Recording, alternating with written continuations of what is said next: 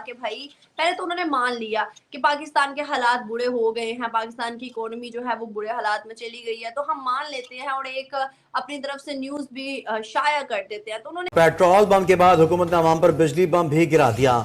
बिजली की कीमतों में इजाफा कर दिया गया है। नापरा ने बिजली ₹2.75 फी यूनिट महंगी करने का नोटिफिकेशन जारी कर दिया। जरूरत है और बताएं कि इसके मुतल्लिक हुकूमत क्या कर रही है, क्या कोई टारगेट सेट किया गया है। देखिए ना, अगर आज रिलीफ नहीं दे रहे तो बताएं कि हम अगले फाइनेंशियल ईयर के अंदर ये टारगेट सेट किया है और इसको हम इस तरह करेंगे। वज़ीर-ए-आज़म शहबाज शरीफ ने रेड कारपेट पर पाबंदी आयद कर दी। काबीना डिवीजन की जानिब से नोटिफिकेशन जारी, वफाकी हुकूमत और सूबों को हिदायत भिजवा दी।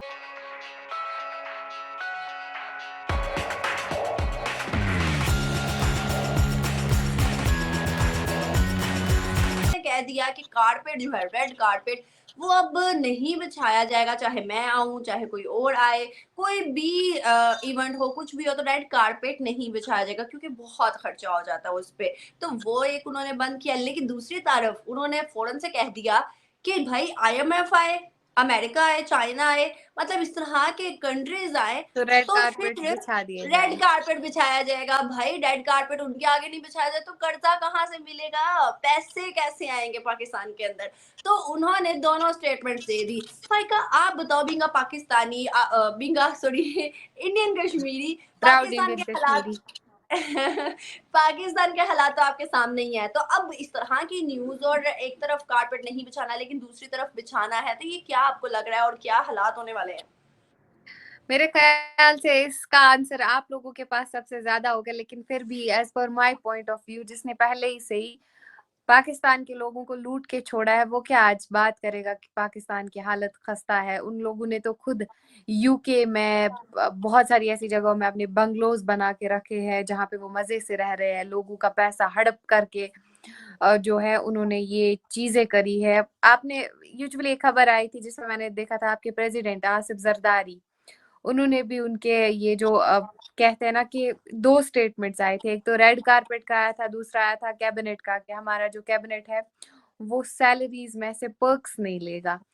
तो सबसे पहले तो मैं ये बोलना चाहूंगी आपके प्राइम मिनिस्टर और आपके प्रेसिडेंट को, मैं ये सवाल करना चाहूंगी कि आप पर्क्स किस बात के लिए लेंगे। तो एक तरफ से तो आप चीजें मतलब पाकिस्तान को बन ठन के बहुत दिखाने की कोशिश कर रहे हैं कि, दूसरी तरफ से आपको जितना अपनी आवाम को लूटना था, जितना अपने लोगों को लूटना था, उतना आप लोग लूट चुके हो।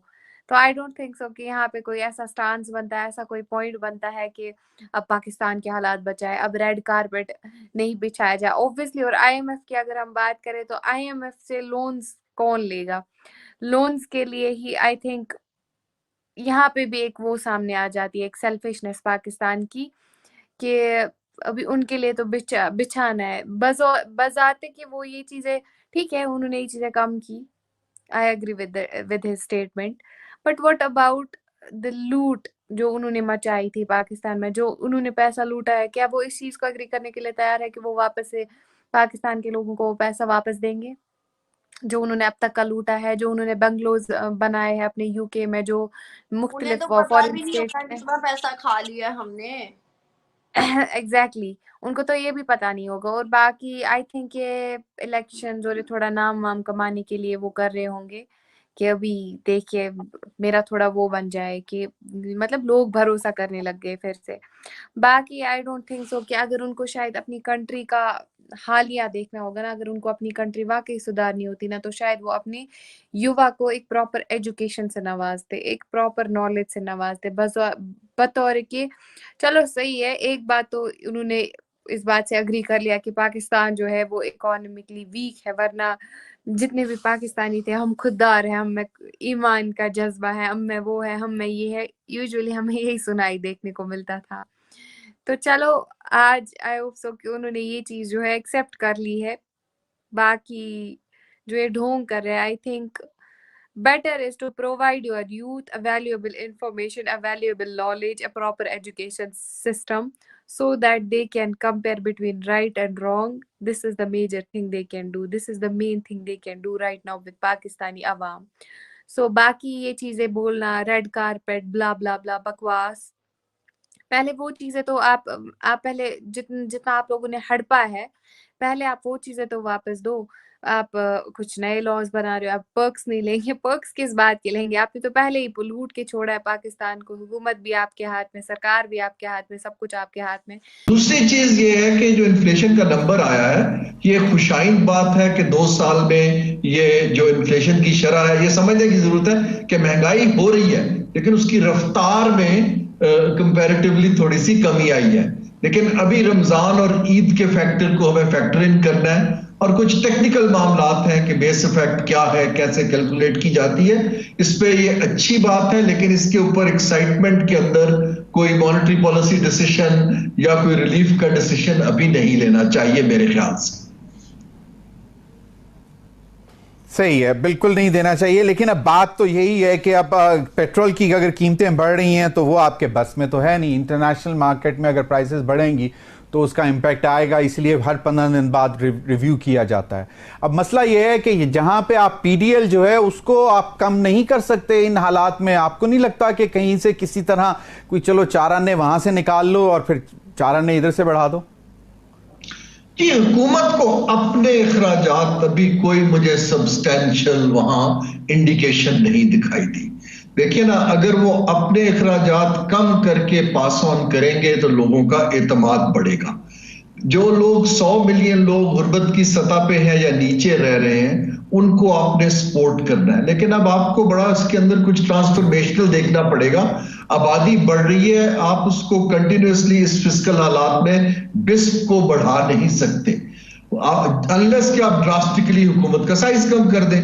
अब इसमें सूरत हाल ये है कि जो बांग्लादेश वगैरह ने किया, उन्होंने जो लो तबका था जो इनकम में, उनको उन्होंने जहां स्टाइपेंड भी दिए, लेकिन उन्होंने हैवी ड्यूटी क्लोथिंग की तरफ, टेक्सटाइल की स्किल्स दी, ताकि वो साथ साथ नौकरियां करना शुरू करें और कुछ पहिया चले उनका मईशत का। तो हमें थोड़ा सा आउट ऑफ द बॉक्स दुनिया को देख के चलने की जरूरत है, ना सिर्फ कि यहां से ट्वीक कर दें, यहां से ट्वीक कर दें। मैं 2 इसमें सेंटेंस कहूंगा जिसको हमें समझना है। हम कोई भी बड़ी ट्रांसफॉर्मेशनल चेंज, जैसे आपने एनर्जी की बात की, आपने कहा प्राइस नहीं कम हो सकती।